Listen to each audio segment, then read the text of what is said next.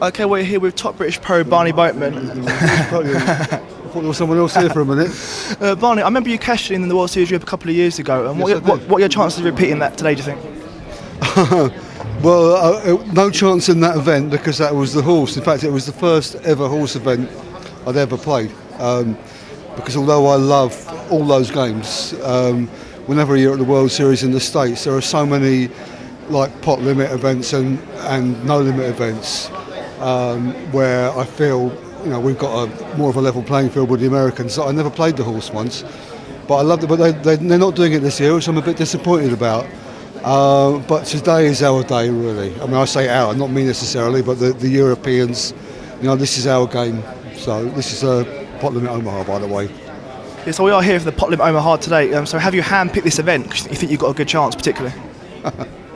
Well, I mean, I've been playing Pot Limit Omaha for a very long time, as has my brother and Joe and Ram and a lot of the UK players have been around for a bit. It used to be, the biggest game, and it's becoming a big game again on the cash circuit. We feel that we've not necessarily got an edge. I mean, the game has changed extraordinarily. I mean, it used to be that it was the big thing was hand selection.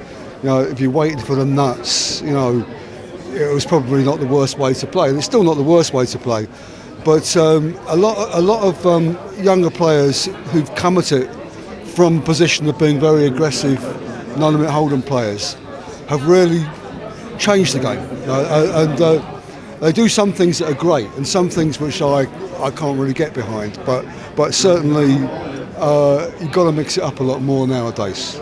And do you welcome that change, keep things fresh? Absolutely. I mean, poker anyway is all about knowing where you are with people, reacting to the situation you're in. It's all about adapting, and we all know how much the game has been adapting. And I think that probably Pot Limit Omaha is the game that's adapted. People talk about no-limit Holdem, but some of a lot of the things that people are doing now, we kind of pretty much always did this. We didn't have names for them.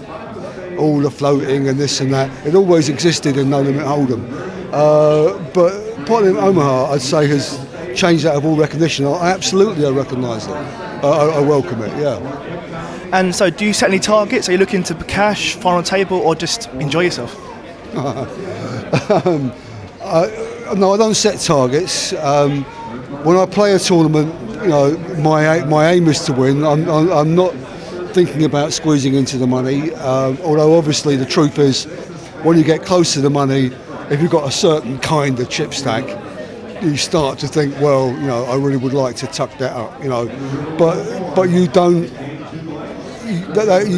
lose your focus on that, because after all, if first prize is, let's say for the sake of argument, $250,000 and a bracelet, and getting into the money is say 8,000 and a cash, well, the difference between cashing and not cashing is $8,000. The difference between winning and just cashing is everything. So really, you try not to get too obsessed with just cashing.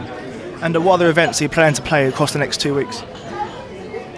I'll definitely play the main event, obviously. I may play the £1,000, but that depends because it's my nephew's birthday, and that depends what day we celebrate that. That might clash, so I might have to miss that one. And I'm thinking about the heads up. I do love heads up, but then so does everybody else, and it will be a very tough field. So from a sort of money management point of view, it's not that easy to justify playing that event. But then I'm one sick individual, and you might just see me there. That's great. Well, good luck for the week. Thank you. Thanks very much. Cheers.